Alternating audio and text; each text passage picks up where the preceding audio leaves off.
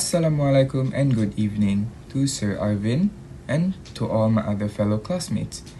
I am Muhammad ASADEL bin Muhammad MAHATHIR and I am from Group 8 and I will be presenting the explanation and elaboration of Neoliberalism Theory International Relations alongside my beloved group members which are AFIFAH binti LALIMAN.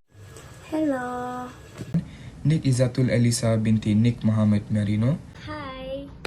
AKMA binti ZAMRUL. Hello. Before we start off with our main points, I would like to highlight the founding father and the definition of neoliberalism.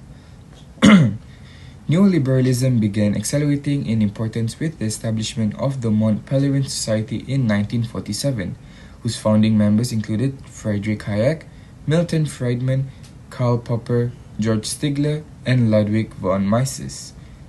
And as for the definition, it means that it is a political approach that favors free market capitalism, deregulation, and reduction in government spending. Without further ado, I would like to move on to the introduction. Neoliberalism in international relations is a theory that gained prominence in the latter part of the 20th century. Redefines traditional liberal and realist perspectives. Rooted in economic liberalism, it emphasizes the rational behavior of both states and individuals, positing that self-interest and utility maximization guide decision-making. Neoliberalism advocates for applying market principles to international relations, asserting that free markets and economic interdependence foster cooperation and stability among states. The theory highlights the crucial role of international institutions as facilitators of collaboration and conflict resolution. Neoliberalism recognizes the impact of economic interdependence and globalization on global dynamics and integrates democratic peace theory, suggesting that democracies are less prone to conflict. Unlike realism, neoliberalism acknowledges the influence of non-state actors such as multinational corporations and places value on soft power and diplomacy as instruments for achieving state objectives. In essence, neoliberalism provides a comprehensive framework that underscores the importance of rational actors, institutions, and economic interdependence in shaping a cooperative and peaceful international system.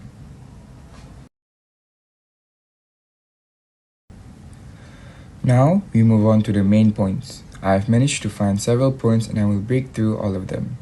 First of all, we have rational behavior. Neoliberalism asserts that both states and individuals act rationally to maximize their self-interest. This rational behavior is a key driver in understanding decision-making processes in the international system. Secondly, we have market principles. Drawing from economic liberalism, neoliberalism applies market principles to international relations. It argues that the promotion of free markets and economic interdependence can lead to cooperation and peace among states. Then, we have institutions and corporations. Neoliberalism places a strong emphasis on international institutions as mechanisms for fostering cooperations. Institutions such as the United Nations and the World Trade Organization (WTO) are seen as important in providing a framework for conflict resolution and collaboration. Then, we have economic interdependence and globalization. Neoliberalism recognizes the significance of economic interdependence and globalization. Increased economic ties and global interconnectedness are considered essential factors in reducing the likelihood of conflict and promoting stability. And then, we have democratic peace theory. Neoliberalism incorporates the democratic peace theory, suggesting that democracies are less likely to engage in conflicts with each other. Shared political values and democratic institutions are viewed as contributing to peaceful relations among democratic states. Moreover, we have non-state actors. Unlike traditional realism, neoliberalism acknowledges the role of non-state actors, such as multinational corporations and non-governmental organizations. These actors are seen as influential contributors to global governance and international relations.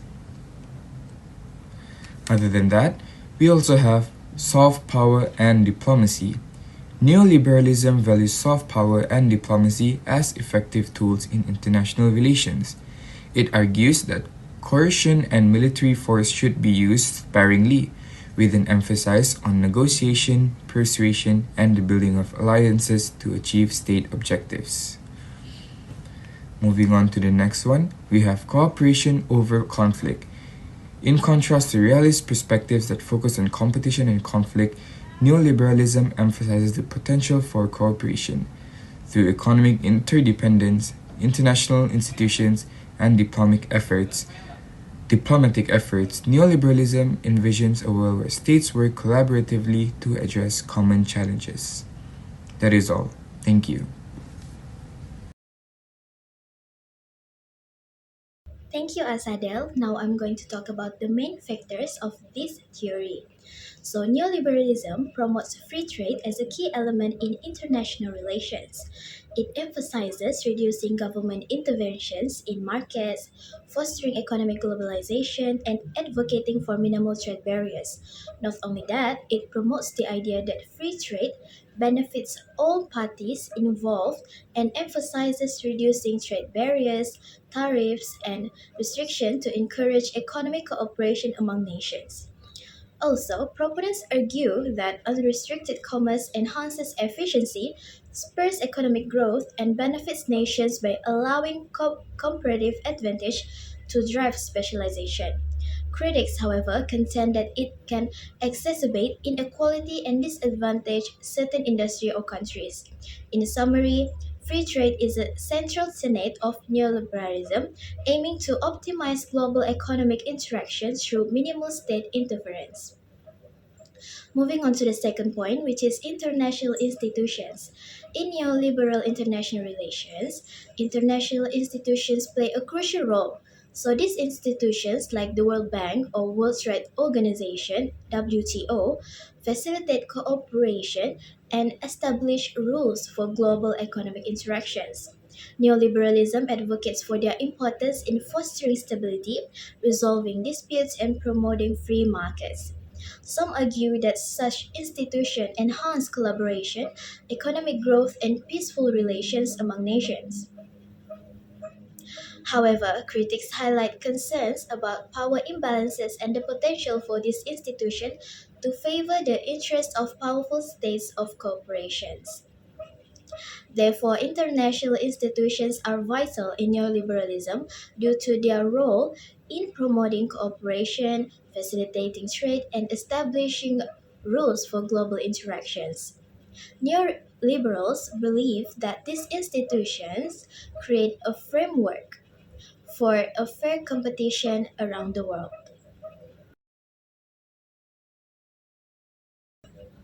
The third factor is interdependence, a central tenet of neoliberalism in international relations that underscores the intricate web of economic, political, and social connections among nations. Neoliberals contend that fostering interdependence through globalization and free trade promotes shared interests, reducing the likelihood of conflict. The interconnectedness of economies is seen as an incentive for diplomatic solutions, emphasizing cooperation over confrontation. So, this dynamic is believed to contribute to global stability and prosperity. Critics, however, caution that interdependence can create vulnerabilities and exacerbate inequalities.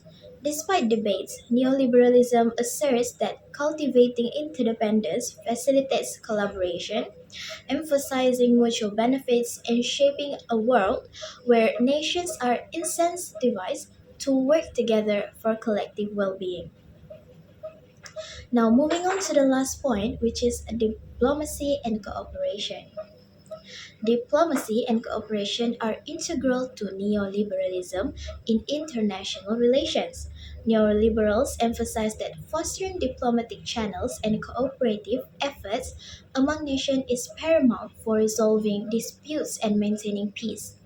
So, through institutions like the United Nations and diplomatic negotiations, neoliberalism seeks to create a framework where nations engage in dialogue rather than confrontation.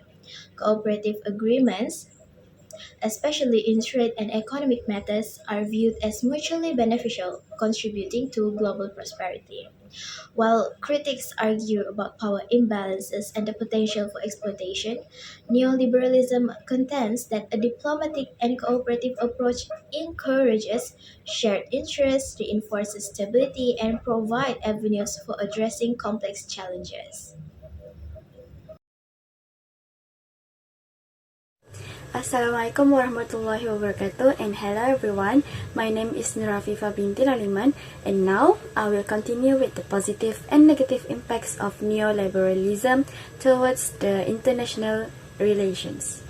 Firstly, we will go to the positive impacts of neoliberalism on international relations, which is the economic growth and globalization. Neoliberal policies have contributed to the economic growth and increased global interconnectedness. The emphasis of free markets, trade liberalization, and open economies has facilitated the expansion of international trade and investment, fostering economic development. For instance, the economic transformations of East Asian countries like South Korea and Taiwan during the latter half of the 20th century is often attributed to neoliberal economic reforms, fostering rapid industrialization and economic development. Next is the global trade integration. Neoliberalism promotes the idea of open markets and reduced trade barriers, fostering the global trade integration.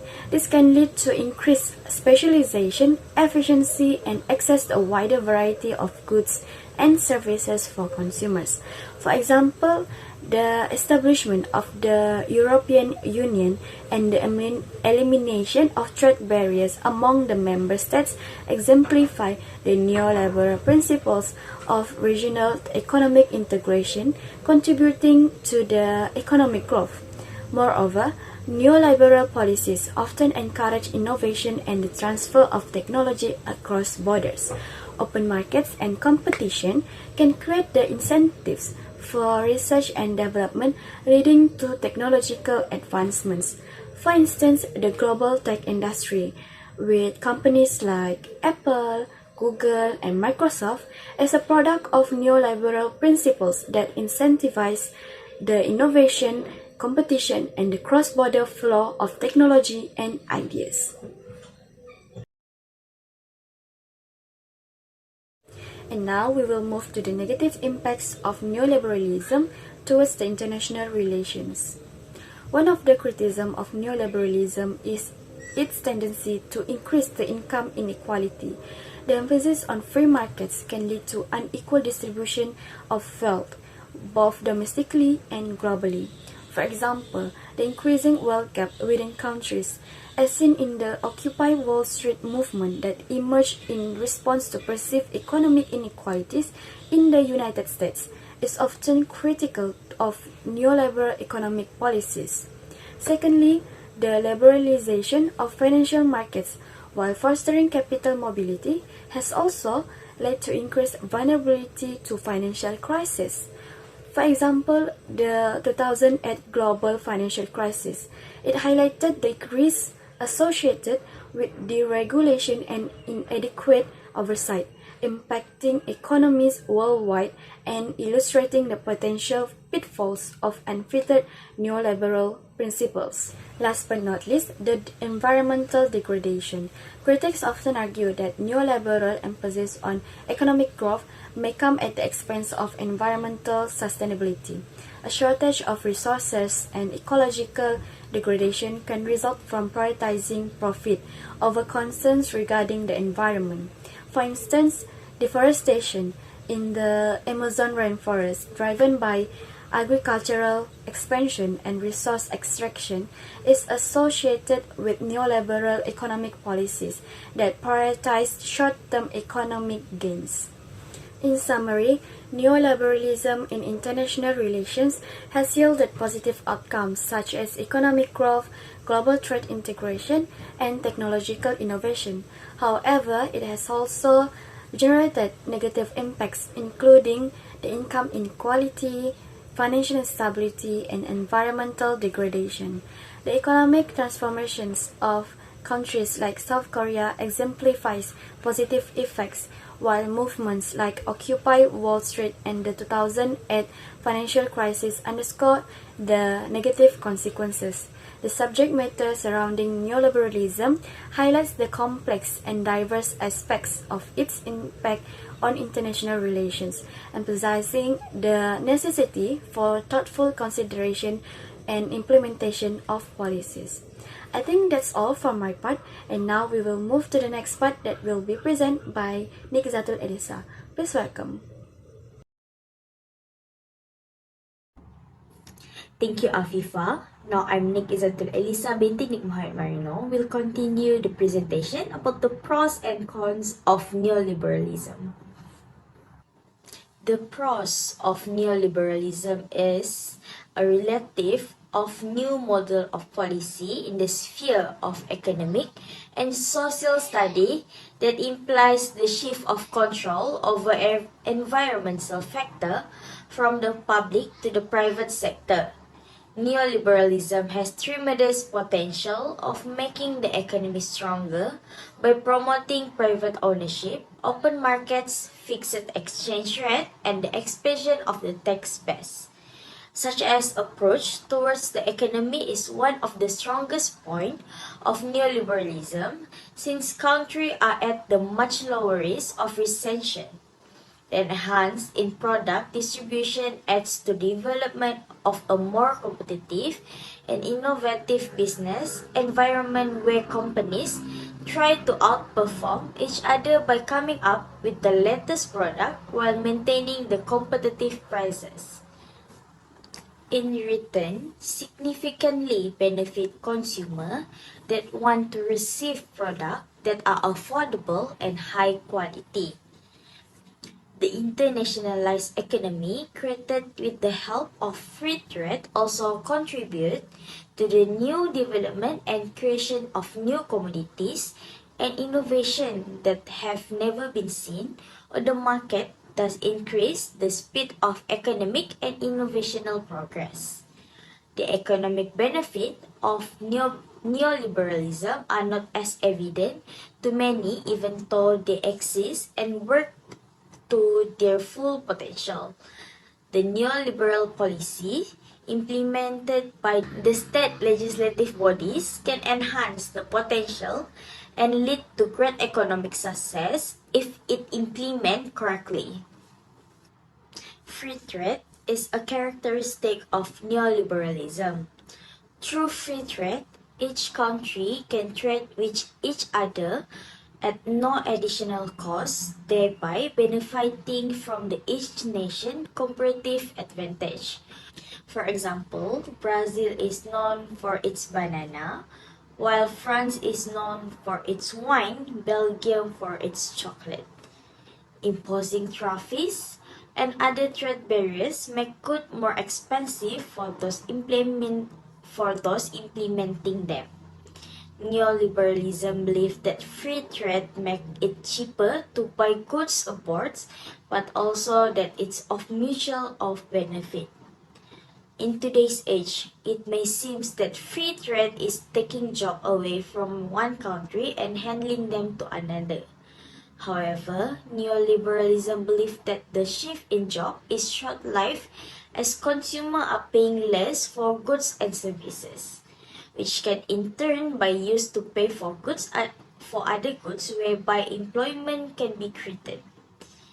At the same time, it is generate an increase in demand from nations abroad as the products are equally cheaper. Next, let us move to the cons of neoliberalism. Even though the proponents of neoliberalism often state that this policy model can facilitate and enhance distribution of wealth from the highest to the lowest level of the society, the main argument many scholars make against neoliberalism is that it perpetuates the constant accumulation of wealth by the largest corporation that weaken the democratic institution. in return contribute to the uneven distribution of wealth resource within both development and underdevelopment society, causing the increase of the income gap between the highest and the lowest earning members of the society. The uneven distribution of wealth is the main contributor to inequality, which is principle advocated by the liberalism, the predecessor of neoliberalism. The neoliberal perspective on the development of the economy is rooted in centrist opinion that discredit the value of private property. Thus, even liberalism was initially a movement for absolute social and economic freedom.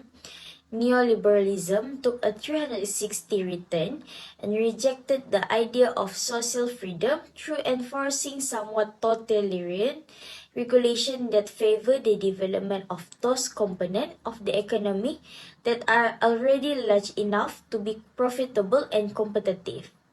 The unequal distribution of monetary resources also facilitate the development of market monopolies that prevent smaller businesses from thriving. Average company cannot afford to invest in terms of financial specialists that will help them make appropriate decision on unstable markets, or can they compete with the gigantic corporation that manage to monopolize their market through deregulation and tax cut? In conclusion, neoliberalism is usually more associated with the threat, capital, and state regulation of this. It is characterized by a move to open market, low state intervention, free movement of capital and goods. The state still has a role to play in providing defense and financial infrastructure. This seriously undermines the very argument that neoliberalism has had a profound impact on policymakers worldwide, as well as the idea that neoliberalism has become the hegemonic political ideal discourse. Nevertheless, it is possible that although states have not illustrated a firm commitment to domestic and neoliberal idea, they still have been influenced by its content and in its foreign and trade policy. The government should take somewhat care of the market. Government should concern about the welfare system so that poor people can get enough financial support to lead safe life. In the world is only sustainable by law of neoliberalism. Poor people cannot earn any chance to success or improve their economic condition. So this was the list of references that has been used for this presentation. For the further and more information about the neoliberalism, you may click or search the link that has been given from us. Thank you.